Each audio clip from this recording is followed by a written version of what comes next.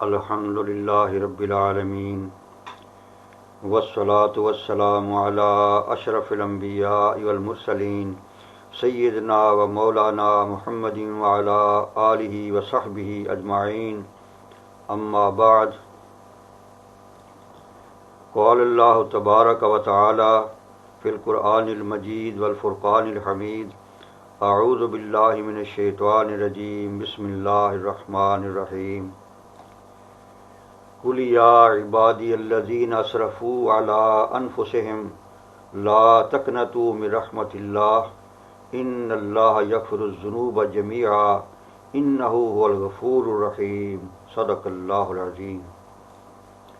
ارشاد باری تعالی ہے، اے لوگو جنہوں نے اپنی جانوں پر ظلم کیا ہے، اللہ کی رحمت سے ہرگز مایوس نہ ہو، بے شک وہ تمام گناہوں کو معاف کر دینے والا ہے اور بخشنے والا اور رحم کرنے والا ہے۔ بزرگوں، دوستوں، بھائیوں، السلام علیکم ورحمۃ اللہ۔ آج کا بیان اللہ تبارک و تعالیٰ کی رحمت کے بارے میں ہے، یعنی جب تک اللہ تبارک و تعالیٰ کی رحمت بندہ کے شامل حال نہ ہو وہ ہرگز کامیابی سے ہمکنار نہیں ہو سکتا، اور دونوں جہانوں میں اللہ کی رحمت سے ہی بیڑا پار ہوتا ہے۔ جیسا کہ میں نے ابھی قرآن پاک کی آیت تلاوت کی ہے، تو مفسرین کرام کے مطابق یہ آیت بڑے سے بڑے گناہ گار کے لیے تکفیر کا حکم رکھتی ہے۔ جیسے کوئی ماہر ڈاکٹر یا طبیب کسی مریض سے یہ کہہ دے کہ میاں یہ دوا تمہارے مرض کو دور کرنے میں تکفیر کا حکم رکھتی ہے اور تیر بہدف ہے، بعینہ ہی یہ آیات بڑے سے بڑے گناہ گار کے گناہوں کو معاف کرنے کے بارے میں تکفیر ہے۔ حقیقت یہ ہے کہ اللہ کی رحمت بڑی وسیع ہے اور اس کے غضب پر بھاری ہے۔ چنانچہ قرآن پاک کی آیت کا مفہوم ہے کہ لکھ لیا ہے تمہارے رب نے اپنے اوپر رحمت کہ جو کوئی کرے تم میں سے برائی ناواقفیت سے پھر توبہ کر لے تو بات یہ ہے کہ وہ بخشنے والا مہربان ہے۔ حدیث پاک کا مفہوم ہے، فرمایا نبی پاک صلی اللہ علیہ وسلم نے کہ اللہ تبارک و تعالیٰ نے اپنی رحمت کے 100 حصے کیے، 99 یعنی ایک کم 100 حصے اپنے پاس رکھے اور ایک حصہ پوری دنیا پر تقسیم کر دیا۔ اس ایک حصہ کی وجہ سے ماں اپنے بچوں سے پیار کرتی ہے اور جانور اپنے بچوں کو اپنے پاؤں تلے کچلے جانے سے بچاتے ہیں، اور بقیہ 99 حصوں کا اظہار روز قیامت ہوگا۔ غور کا مقام ہے کہ جب اللہ کی رحمت کے صرف ایک حصہ سے دنیا بھر کی مائیں اپنے بچوں سے پیار کرتی ہیں تو بقیہ 99 حصوں کی وجہ سے اللہ تبارک و تعالی اپنے بندوں سے کتنا پیار کرتا ہوگا جب روز قیامت بے شمار لوگوں کو بغیر حساب و کتاب کے جنت میں داخل کیا جائے گا۔ علماء کرام سے سنا ہے کہ قیامت کا منظر ہوگا، میزان عدل قائم کی جائے گی اور اعمال کا وزن ہو رہا ہوگا، تو ایسے میں ایک شخص کے اعمال کا تول شروع ہوگا۔ میزان کے ایک پلڑے میں اس کے گناہوں کے دفتر رکھے جائیں گے۔ وہ پریشانی کے عالم میں کھڑا سوچ رہا ہوگا کہ میں نے اتنے گناہ کیے ہیں کہ جس سے گناہوں کا پلڑا بھاری ہو گیا ہے، اب کیا ہوگا؟ تو ایسے میں کاغذ کا چھوٹا سا ایک پرزہ لایا جائے گا اور اسے میزان کے دوسرے پلڑے میں رکھ دیا جائے گا۔ وہ شخص دل میں کہے گا کہ گناہوں کی اتنی بھاری کتابوں کے مقابلہ میں بھلا اس پرزے کی کیا حیثیت ہے، مگر اس وقت اس کی حیرت کی انتہا ہو جائے گی جب وہ کاغذ کا چھوٹا سا پرزہ اس کے تمام گناہوں پر بھاری ہو جائے گا۔ اللہ تعالیٰ فرمائیں گے، میرے بندے، تو نے ایک دفعہ سچے دل سے کہا تھا لا الہ الا اللہ محمد الرسول اللہ، تمہارے اس خلوص نیت سے کلمہ پڑھنے میں اتنا وزن تھا کہ آج وہ تمہارے تمام گناہوں پر بھاری ہو گیا ہے۔ سرور کائنات حضرت محمد رسول اللہ صلی اللہ علیہ وسلم کا ارشاد گرامی ہے، من قال لا الہ الا اللہ دخل الجنہ، یعنی جس شخص نے کہا لا الہ الا اللہ وہ جنت میں داخل ہو گیا، یعنی وہ یقینی طور پر جنت میں داخل ہوگا۔ ایک واقعہ ہے کہ جب حساب و کتاب ہو جائے گا اور جنتی جنت میں اور دوزخی دوزخ میں چلے جائیں گے تو دو آدمی دوزخ میں بہت زیادہ چیخ و پکار کریں گے اور شور مچائیں گے، تو اللہ تعالیٰ حکم دیں گے کہ ان دونوں کو میرے سامنے پیش کیا جائے۔ جب وہ دونوں آ جائیں گے تو اللہ تعالیٰ ان سے پوچھیں گے کہ میاں اور لوگ بھی تو دوزخ میں موجود ہیں، مگر تم اتنا شور کیوں مچا رہے ہو؟ تو عرض کریں گے باری تعالیٰ آپ کا عذاب بڑا سخت ہے، ہم سے برداشت نہیں ہوتا۔ اللہ تعالیٰ فرمائیں گے جاؤ جہنم میں داخل ہو جاؤ، میں نے فیصلہ دے دیا ہے۔ یہ سن کر ایک شخص دوڑ کر جہنم میں چھلانگ لگا دے گا اور دوسرا آدمی تھوڑی دیر چلے گا، پھر رک جائے گا، پھر چلے گا، پھر رک جائے گا اور پیچھے مڑ کر دیکھے گا، آخر کار جہنم کے کنارے پر پہنچ کر رک جائے گا۔ اللہ پاک یہ سب کچھ دیکھ رہے ہوں گے، پھر فرمان جاری ہوگا کہ دونوں کو پھر پیش کیا جائے۔ تو اس شخص سے سوال ہوگا جس نے دوڑ کر جہنم میں چھلانگ لگا دی تھی کہ تم نے ایسا کیوں کیا؟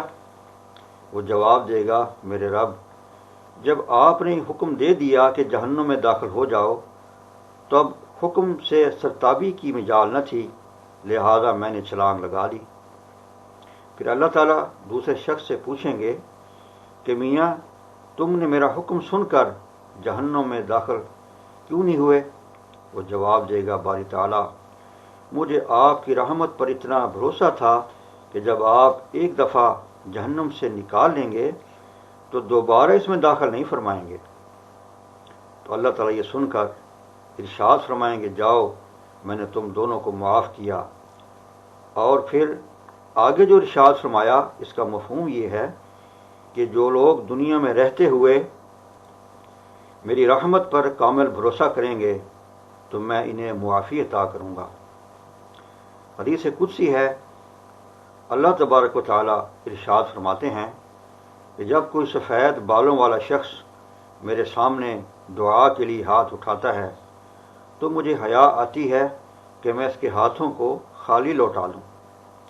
یہ حدیث ایک شخص کو معلوم تھی مگر اس کے سر اور داڑھی کے بال سیاہ تھے۔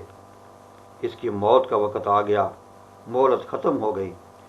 اس نے اپنے گھر والوں کو وصیت کی کہ نہلانے کے بعد میرے بالوں کو آٹا لگا کر سفید کر دینا اور اسی حالت میں دفنا دینا۔ جب وہ اللہ تبارک و تعالیٰ کے دربار میں پہنچا تو سوال کیا گیا کہ تم نے ایسا کیوں کیا؟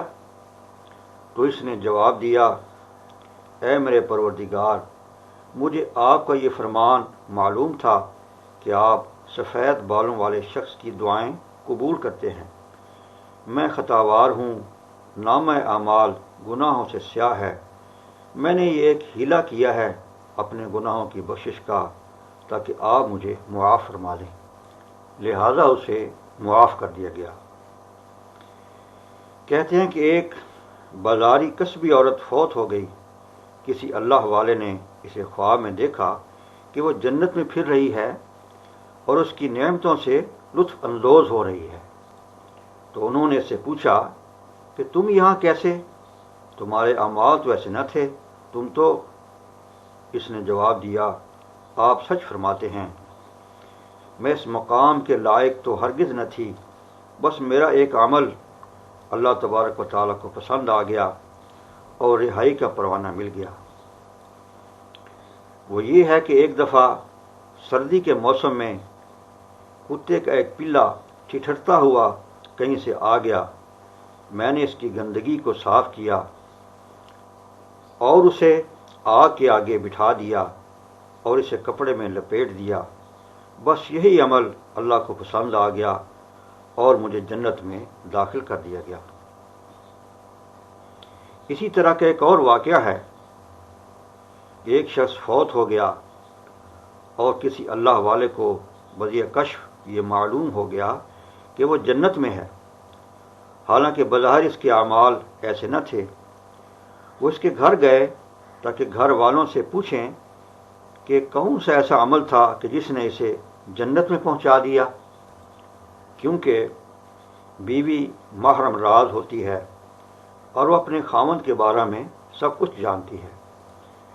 تو اس نے جواب دیا کہ اور تو کوئی ان کا ایسا عمل نہ تھا، بس ایک عمل تھا، وہ یہ کہ وہ قرآن پاک پڑھے ہوئے تو نہیں تھے، بس وضو کر کے قرآن پاک کھول کر بیٹھ جاتے اور اس کی ہر سطر پر انگلی پھیر کر یہ کہتے کہ یہ بھی حق ہے، یہ بھی سچ ہے، یہ بھی حق ہے اور یہ بھی سچ ہے، یعنی پورا قرآن ہی حق اور سچ ہے۔ بس یہی ان کا عمل تھا جو شاید اللہ تعالیٰ کو پسند آ گیا اور انہیں معاف کر دیا گیا۔ بقول شاعر، زاہد نگاہ کم سے کسی رند کو نہ دیکھ، کیا جانے اس کریم کو تو ہے کہ وہ پسند۔ مقصد یہ ہے کہ شراب پینا کوئی اچھا فعل نہیں اور شریعت کی نظروں میں قابل گرفت ہے، مگر ہو سکتا ہے کہ وہ شخص پوشیدہ طور پر کوئی اچھا کام بھی کرتا ہو جو اللہ تبارک و تعالیٰ کو پسند آ جائے اور اس کی بخشش ہو جائے۔ ان واقعات کے بیان کرنے سے غرض یہ ہے کہ خدا تعالیٰ کی رحمت بخشش کے بہانے ڈھونڈتی ہے اور اس کی رحمت سے ہرگز مایوس نہ ہونا چاہیے، کیونکہ اس نے خود ہی قرآن پاک میں فرمایا ہے کہ اِنَّهُ لَا يَيْأَسُ مِن رَوْحِ اللَّهِ إِلَّا الْقَوْمُ الْكَافِرُونَ، کہ اللہ کی رحمت سے مایوس نہیں ہوتے مگر کافر لوگ، یعنی اللہ تبارک و تعالیٰ کی رحمت سے مایوسی کفر ہے، مسلمان کبھی اس کی رحمت سے مایوس نہیں ہوتا۔ حقیقت یہ ہے کہ اس کارخانہ عالم کا نظام صرف اللہ کی رحمت کے سہارے سے ہی چل رہا ہے۔ اگر اس کی رحمت شامل حال نہ ہو تو یہ درہم برہم ہو جائے، کیونکہ اس زمین پر ایسے ایسے ظلم و ستم ہو رہے ہیں کہ جن کے تصور سے ہی روح کانپ جاتی ہے۔ قتل و غارت گری، دہشت گردی، لوٹ مار، زناہ کاری، چور بازاری، رشوت اور ملاوٹ جیسے سنگین جرائم ڈنکے کی چوٹ پر جاری ہیں۔ یہ صرف اللہ کی رحمت ہے کہ اس قسم کے جرائم کا ارتکاب کرنے والے اس زمین کی پشت پر چل پھر رہے ہیں اور معمول کی زندگی گزار رہے ہیں، وگرنہ اگر وہ ان کے جرائم کی وجہ سے انہیں فوراً پکڑ لے تو بہت سے لوگ زندہ نہ بچ پائیں، مگر وہ انہیں ایک مدت تک مہلت دیتا ہے کہ شاید وہ اپنی حرکتوں سے باز آ جائیں۔ حضرت صلی اللہ علیہ وسلم نے ارشاد فرمایا کہ جنت محض اللہ کی رحمت سے ملے گی۔ تو صحابہ کرام نے عرض کیا، یا رسول اللہ صلی اللہ علیہ وسلم، کیا آپ بھی اللہ کی رحمت سے جنت میں داخل ہوں گے؟ تو آپ نے فرمایا، ہاں، میں بھی صرف اللہ کے فضل اور اس کی رحمت سے ہی جنت میں داخل ہوں گا۔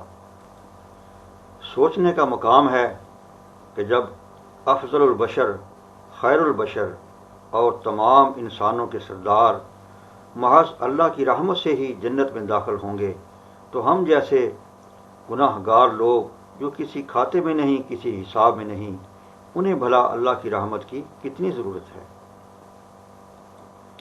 ارشاد باری تعالیٰ ہے، وَرَحْمَتُ رَبِّكَ خَيْرٌ مِّمَّا يَجْمَعُونَ، کہ اللہ کی رحمت اس سے بہتر ہے جو تم جمع کرتے ہو، یعنی دنیا بھر کی دولت اور سار و سامان سے اللہ کی رحمت بہتر ہے۔ اللہ تبارک و تعالیٰ سے دعا ہے کہ وہ ہمارے گناہوں کو معاف فرمائے اور ہماری تمام مصیبتوں پریشانیوں کو دور فرمائے، خاتمہ ایمان پر فرمائے اور دونوں جہانوں میں اپنے فضل و کرم اور رحمت سے دائمی کامیابی و کامرانی سے سرفراز فرمائے۔ آمین ثم آمین۔ وما علینا الا البلاغ المبین۔